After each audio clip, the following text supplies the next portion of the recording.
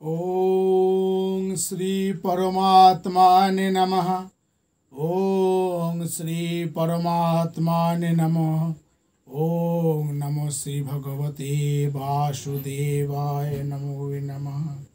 हे कृष्ण करुणा सिंधु दीनबंधु जगतपते गोपेश गोपिका Kant Radha Kanto नमोस्तुते। भागवत कथा मैत्रेय विदुर संवाद। सुखदेव गोस्वामी बोलছেন, भगवान श्रीकृष्णের অনুগ্রহ লাভে যিনি কৃতকৃতার্থ হয়েছেন সেই কৌরব শ্রেষ্ঠ বিদুর তখন গঙ্গার দ্বার দেশে অর্থাৎ হরিদ্বারে এসে অনন্ত জ্ঞান সম্পন্ন মৈত্রেয় মুনির কাছে গিয়ে উপস্থিত হলেন এবং মুনির সৎ ব্যবহারে ও গুণে অত্যন্ত আনন্দিত হয়ে মুনিকে জিজ্ঞাসা করলেন। বিদুর মৈত্রেয় মুনিকে জিজ্ঞাসা করছেন, হে ভগবান, লোকে সুখের জন্য কর্ম করে, কিন্তু কর্মের দ্বারা সুখ লাভ অথবা দুঃখের নিবৃত্তি কিংবা বৈরাগ্য লাভ হয় না, বরং কর্মের দ্বারা মানুষ বারবার দুঃখ ভোগী করে থাকে। সুতরাং সংসারে আমাদের কি করা কর্তব্য তা আপনি দয়া করে বলুন।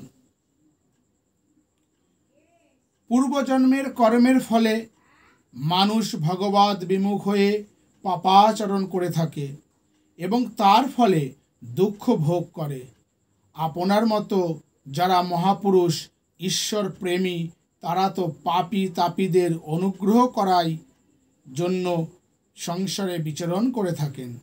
তাই আপনার কাছে প্রার্থনা, আমার মতো দুঃখী জনের প্রতি কৃপা করে এমন উপদেশ দিন যাতে আমার হৃদয়ের সকল সংশয় দূর হয়ে যায়, যাতে আমি বুঝতে পারি কিসের লোক যথার্থ সুখী হতে পারবে। অতএব হে মুনিশ্রেষ্ঠ, আপনি এমন কোনো সহজ এবং সুখকর উপায় বলে দিন যার অনুষ্ঠান করলে শ্রী ভগবান সাধকের ভক্তিপূত হৃদয়ে অবস্থিত হয়ে আত্মসাক্ষাৎকারের উপযোগী অনাদি বেদ প্রতিপাদ্য জ্ঞান দান করেন। বিদুর আরও প্রশ্ন করলেন, ত্রিগুণাত্মিকা মায়ার যিনি অধীশ্বর সেই স্বতন্ত্র ভগবান পৃথিবীতে অবতীর্ণ হয়ে যেভাবে যেসব কর্ম করেন এবং নিষ্ক্রিয় হয়েও কল্পের প্রারম্ভে যেভাবে বিশ্ব সৃষ্টি করেন, সেই বিশ্বের পালনের ব্যবস্থা করেন, সেসব বিষয় আমায় বলুন। চতুর্বর্ণের ব্রাহ্মণ, ক্ষত্রিয়, বৈশ্য এবং শূদ্র যা অবশ্য করণীয়, এদের যা ধর্ম সেসব আমি ব্যাসদেবের কাছে অনেকবার শুনেছি। ওইসব কথার মধ্যে একমাত্র অমৃতময় কৃষ্ণ কথা ছাড়া অপর সব বিষয়ই আমার আশা মিটে গেছে, কারণ ওইসব কথা নিতান্তই তুচ্ছ। অর্থাৎ কৃষ্ণ কথা, ভগবত কথা ছাড়া আর কিছুই আমি শুনতে চাই না।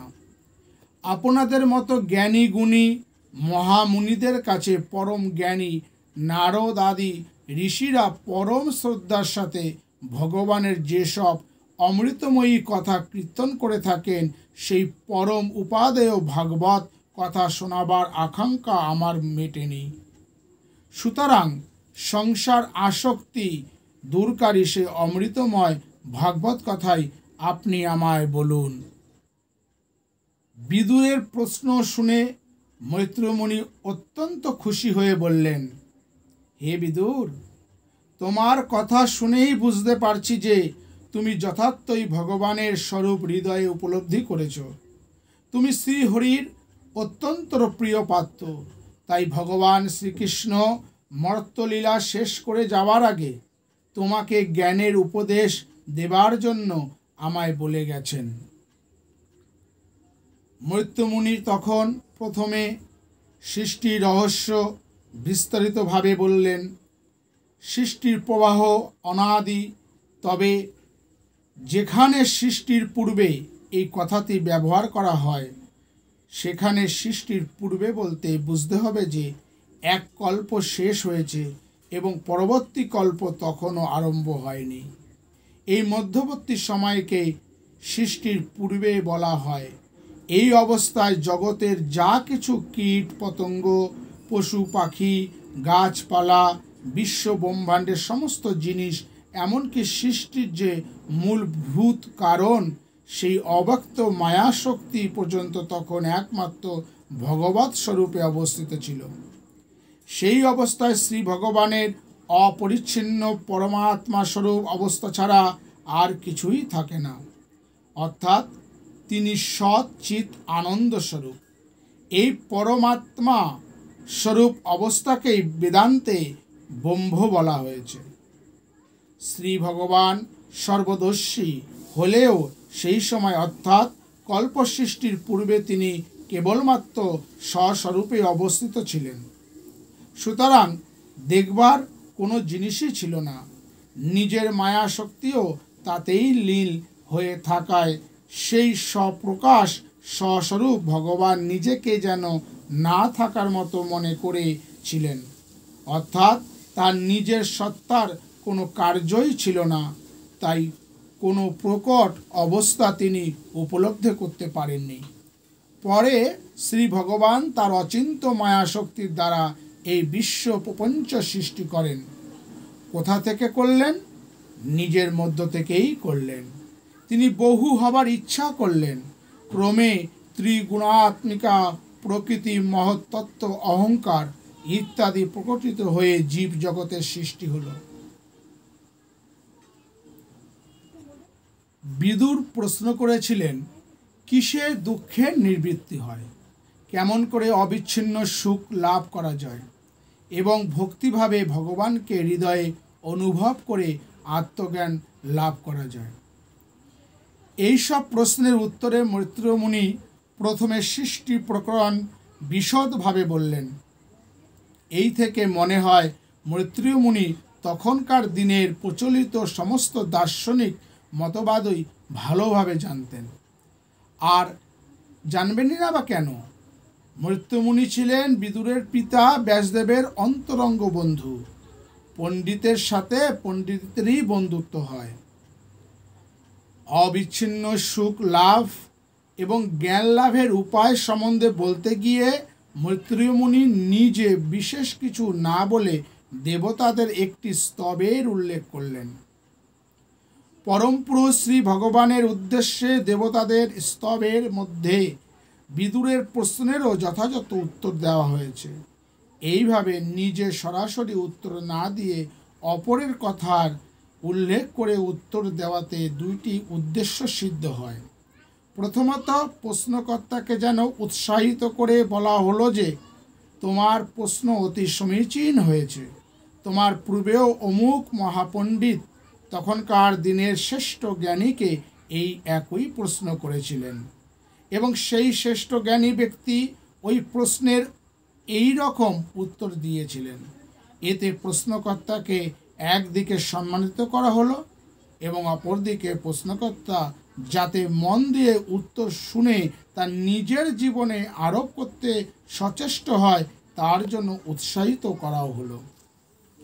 দেবতারা স্তব করছেন, হে ভগবান, তোমার শ্রী পাদপদ্মে আশ্রয়ে গ্রহণ করে সাধকেরা সংসারে ভয়ঙ্কর দুঃখ সকল অনায়াসে দূর করতে সমর্থ হয়।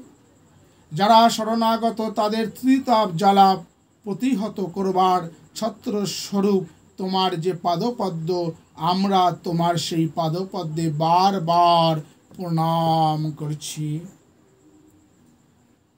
সংসারের লোক আধ্যাত্মিক, আদিদৈবিক এবং আধি ভৌতিক এই ত্রিতাপ জ্বালায় ব্যাধিগ্রস্ত হয়ে সুখ শান্তি লাভ করতে পারে না।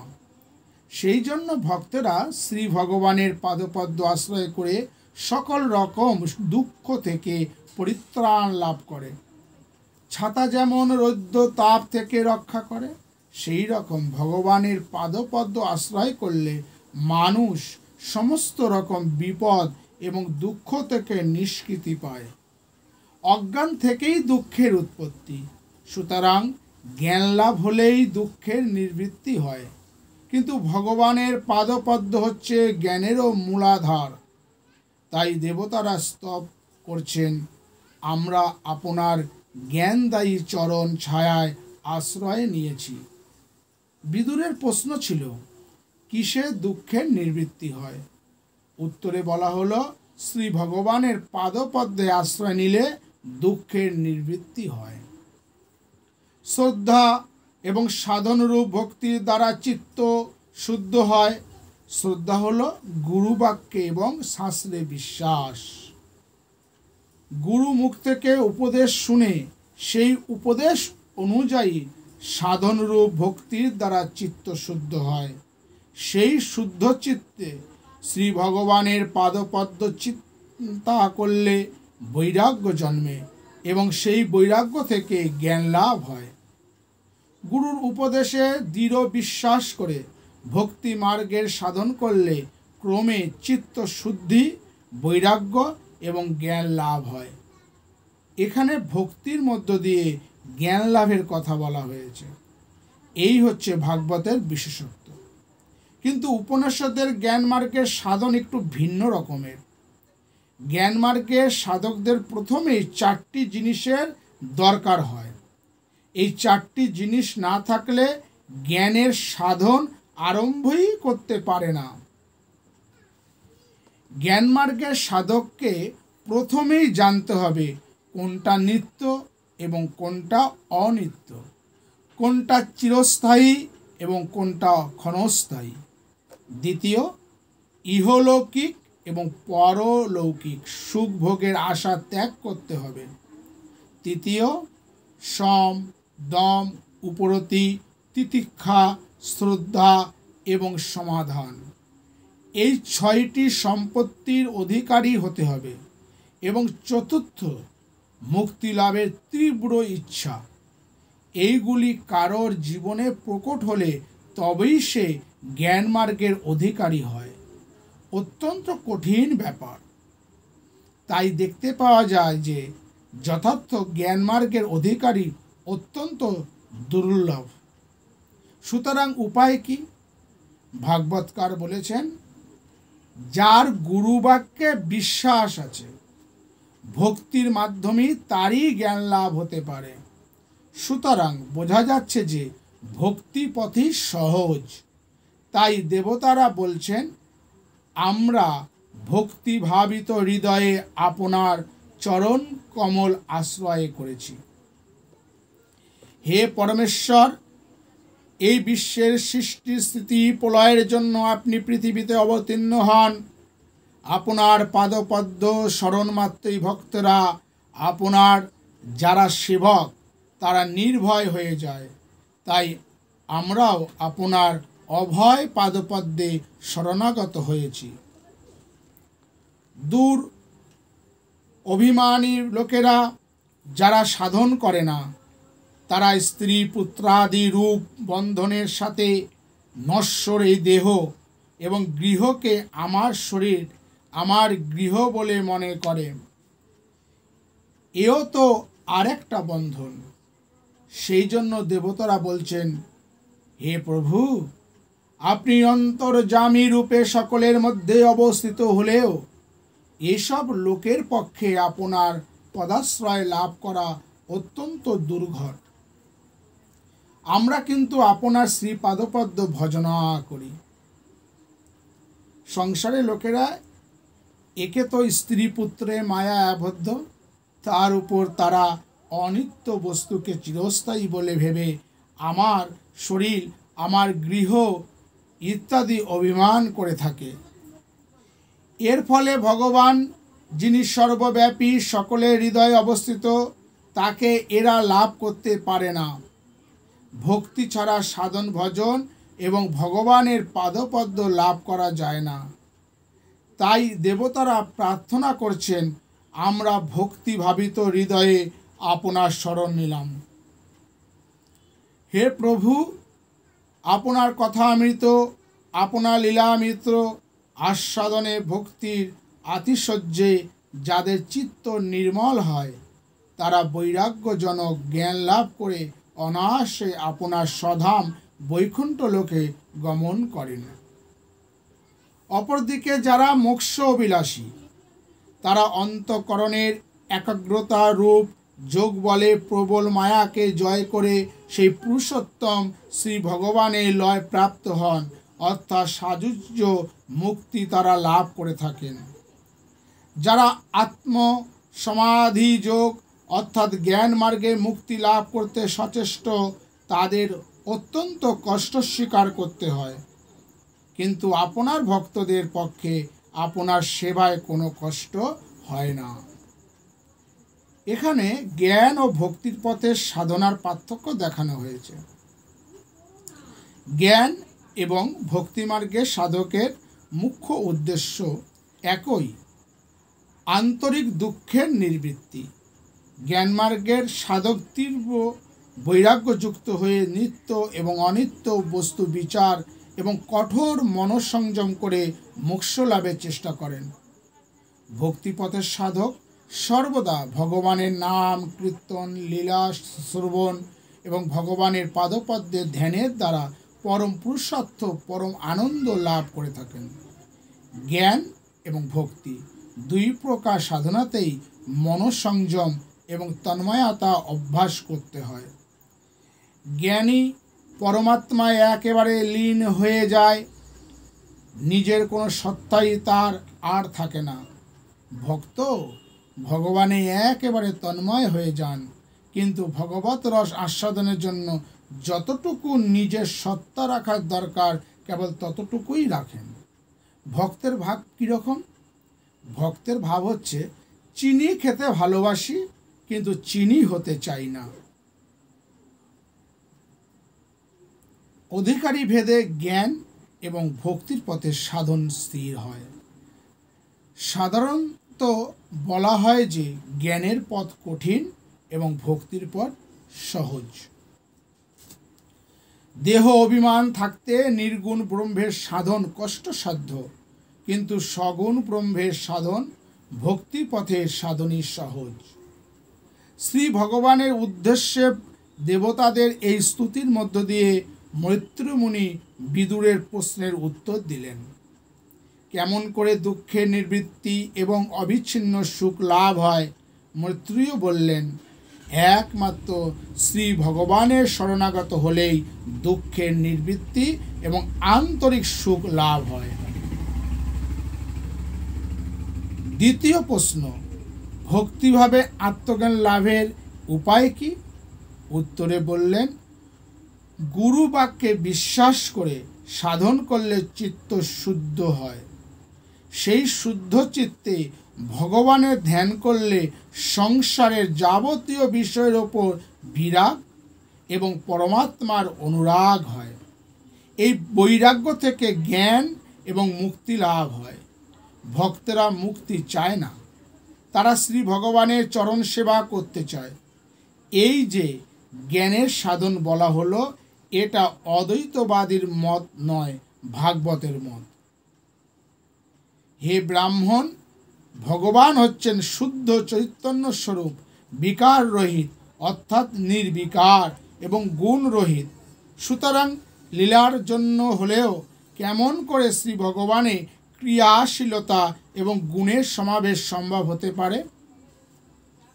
শ্রুতি বলছেন, ব্রহ্ম হচ্ছেন সচ্চিৎ আনন্দ স্বরূপ এবং ইনি হচ্ছেন সর্বপ্রকারের সঙ্গরহিত।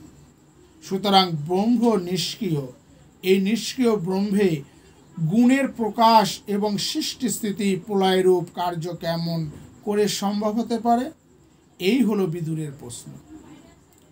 উত্তরে মৈত্রমুনি বললেন যে শ্রী ভগবান নিজের মায়াশক্তিকে অবলম্বন করে লীলার জন্য জগতের সৃষ্টি স্থিতি প্রলয় করে থাকেন। এখানে মনে রাখতে হবে যে অদ্বৈত বেদান্তে নির্গুণ অর্থের সমস্ত রকম গুণরাহিত্য এবং নিষ্ক্রিয় অর্থের সর্বপ্রকার ক্রিয়ারাহিত্য বোঝায়, কিন্তু বৈষ্ণব শাস্ত্রে শ্রী ভগবানকে নির্গুণ এবং নিষ্ক্রিয় বলতে একটু অন্যরকম বোঝায়। এদের মতে শ্রী ভগবানের সচ্চিদানন্দ বিগ্রহ নিত্য বিরাজিত এবং বৈকুণ্ঠ হচ্ছে শ্রী ভগবানের নিত্যধাম। সুতরাং বিগ্রহ থাকলেই তাতে গুণ এবং ক্রিয়া থাকবে। শ্রী ভগবানের লৌকিক গুণ, সুখ দুঃখ প্রভৃতি এবং লৌকিক ক্রিয়া নেই। এই হচ্ছে বৈষ্ণব মতে নির্গুণ এবং নিষ্ক্রিয় শব্দের অর্থ।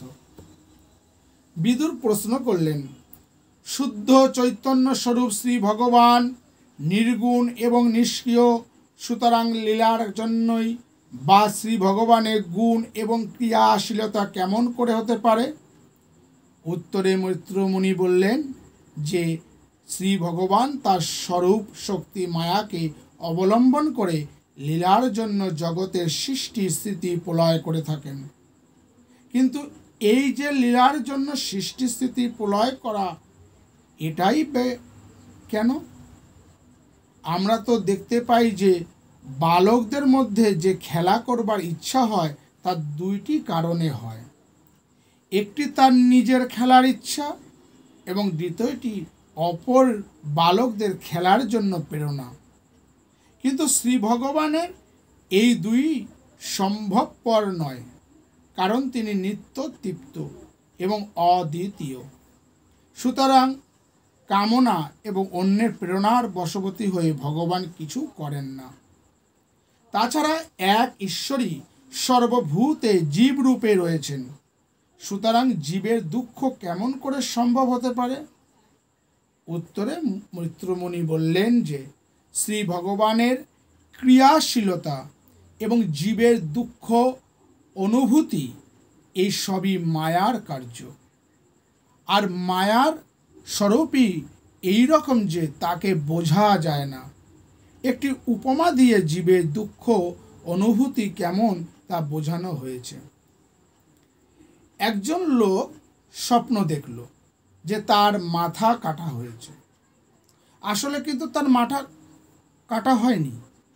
তার নিজের শিরচ্ছেদ কেউ অনুভব করতে পারে না, কিন্তু স্বপ্নে এই রকম অনুভূতি হয়। সুতরাং বুঝতে হবে যে স্বপ্নে শিরচ্ছেদ অনুভূতি একটা ভ্রান্তি বিশেষ। সেই রকম দুঃখ, বন্ধন প্রভৃতি বাস্তবিক পক্ষে জীবাত্মার থাকে না, কিন্তু মায়ার প্রভাবে জীবকে দুঃখী এবং বদ্ধ বলে মনে হয়। মৈত্রমুনি আরেকটি উপমা দিয়ে বিষয়টি আরও পরিষ্কার করে বুঝিয়েছেন। চন্দ্রের প্রতিবিম্ব জলে পড়লে জলের কম্পনে চন্দ্রের কম্পনও দেখা যায়। এই যে চন্দ্রের কম্পন দেখা যায়, এটা সত্য বলে মনে হলেও বাস্তবিক পক্ষে সত্য নয়। এই কম্পন, এটা যে জলের চন্দ্রের প্রতিবিম্ব পড়েছে সেই জলেই হয়। জলের কম্পনাদি ধর্ম প্রতিবিম্ব চন্দ্রে প্রতীয়মান হয়, আকাশের চন্দ্র হয় না। সেই রকম দেহাদির ধর্ম অর্থাৎ সুখ দুঃখ ইত্যাদি জীবে অসত্য হলেও সেগুলো জীবেরই ধর্ম বলে মনে হয়। ঈশ্বরকে যদি আকাশের চন্দ্রের সাথে, জীবাত্মাকে জলাশয় প্রতিবিম্ব চন্দ্রের সাথে এবং দেহগুলোকে জলাশয় বলে ধরা হয়, তাহলে দেহের সুখ দুঃখ প্রভৃতি ধর্ম জলাশয়ের কম্পন বলতে হবে। সুতরাং প্রতিবিম্ব চন্দ্রের মতো দেহের ধর্ম জীবেই প্রতীয়মান হবে, ঈশ্বরের নয়। এই সবই মায়ার কাজ।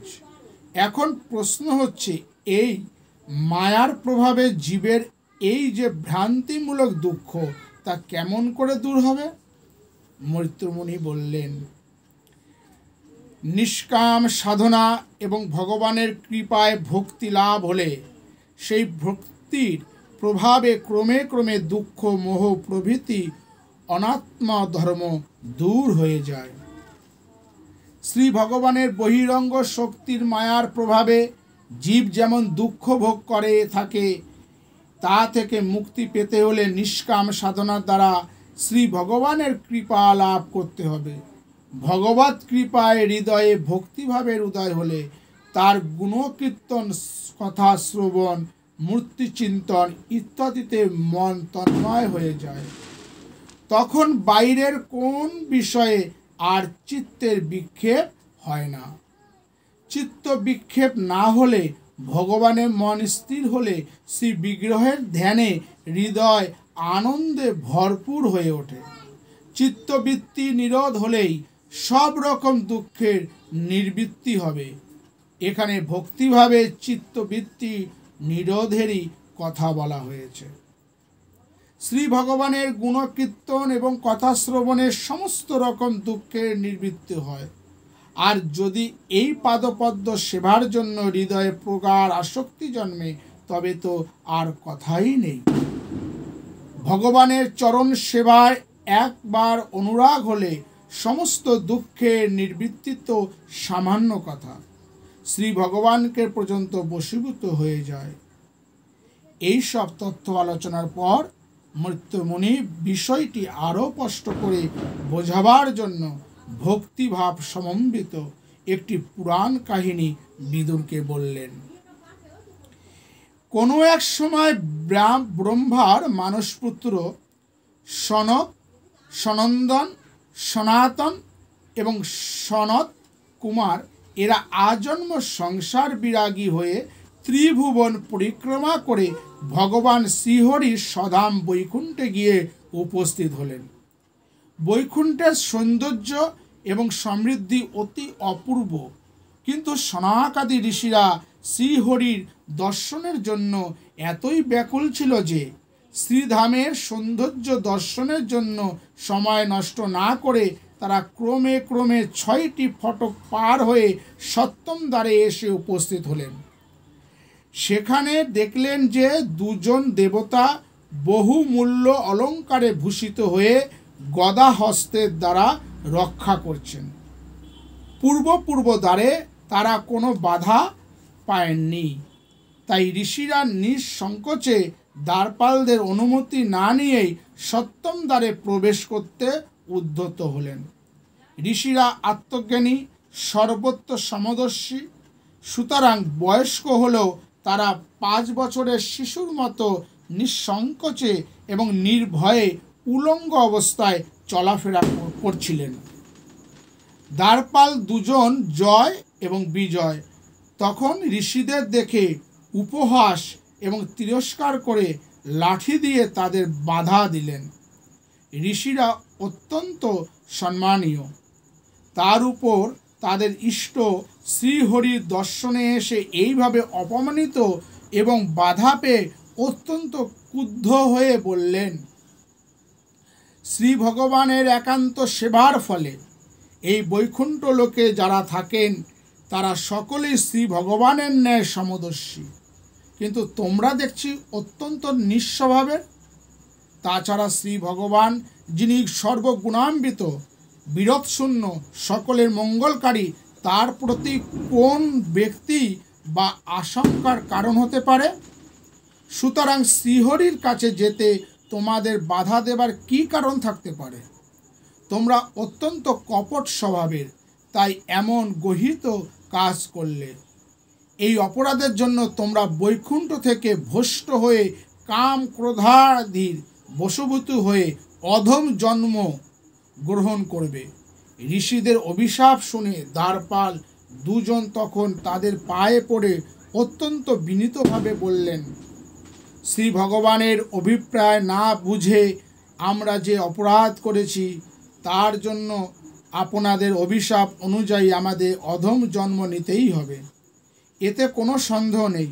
কিন্তু আপনাদের কাছে প্রার্থনা করছি যে শ্রী ভগবানের স্মৃতিলোপকারী মোহ যেন কখনো আমাদের অভিভূত করতে না পারে, আমরা যেন কখনো শ্রী ভগবানের পাদপদ্ম ভুলে না যাই। এদিকে ঋষিদের অপমানের কথা জানতে পেরে শ্রীহরি তখন শশব্যস্তে পায়ে হেঁটেই সেখানে এসে উপস্থিত হলেন। কিরীট কুণ্ডলধারী, বনমালা শোভিত এবং কৌস্তব মুনি পরিহিত শ্রী ভগবানের ধ্যানগম্য সেই অপরূপ দিব্যমূর্তি দেখে ঋষিরা আনন্দে উচ্ছ্বাসিত হয়ে তাকে বারবার প্রণাম করতে লাগলেন। ঋষিরা বললেন, হে ভগবান, আমাদের পিতা ব্রহ্মার কাছে আপনার যেসব রহস্য অর্থাৎ পরমাত্মার তথ্য শুনেছি তা আমাদের মনে আছে। এখন আপনার এই ভগবৎ স্বরূপ আমাদের সামনে প্রকটিত হওয়াতে আমরা বুঝতে পারছি যে আপনি হচ্ছেন সেই পরম তত্ত্ব পরমাত্মা। আপনাকে সমগ্র রূপে জানাই হচ্ছে পরমাত্মা তত্ত্ব সাক্ষাৎকার। আপনি সকল যোগ সাধনার লক্ষ্য। কিন্তু যতদিন প্রাণে ভক্তিভাব না আসে ততদিন কোনো সাধনার দ্বারাই আপনার এই পরম তত্ত্ব জ্ঞাপক দিব্য মূর্তির দর্শন লাভ হয় না। আজ আমাদের পরম সৌভাগ্য যে ধ্যানগম্য আপনার এই মূর্তির সাক্ষাৎ দর্শন করে আমরা পরিতৃপ্ত হয়েছি। কিন্তু প্রভু, একটা বড় অপরাধ করে ফেলেছি। আপনার এই দ্বার রক্ষীদের অভিশাপ দিয়েছি। এই পাপে যদি আমাদের নরক যন্ত্রণাও ভোগ করতে হয় তাতেও আর দুঃখ নেই। শুধু এইমাত্র প্রার্থনা যে আমাদের কায় মন বাক্য যেন সর্বদাই আপনার সেবায় নিযুক্ত থাকে। হে প্রভু, ভ্রমেরাই যেমন পদ্মের প্রতি সর্বদা অনুরক্ত, সেই রকম আমাদের চিত্ত যদি আপনার পাদপদ্মে সর্বদা অনুরক্ত থাকে, আর তুলসী যেমন আপনার চরণে আশ্রয় পেয়ে অত্যন্ত শোভা পায়, আমাদের বাক্য সেই রকম আপনার চরণ বন্দনাদির দ্বারা শোভনমান হতে পারে এবং আপনারই গুণগানে যদি আমাদের কর্ণরন্ধ্র পরিপূর্ণ থাকে, তাহলে আপনার এই ভৃত্যদের প্রতি অভিশাপ দেবার জন্য যদি আমাদের নরকবাসও করতে হয় তাও স্বচ্ছন্দে বরণ করব।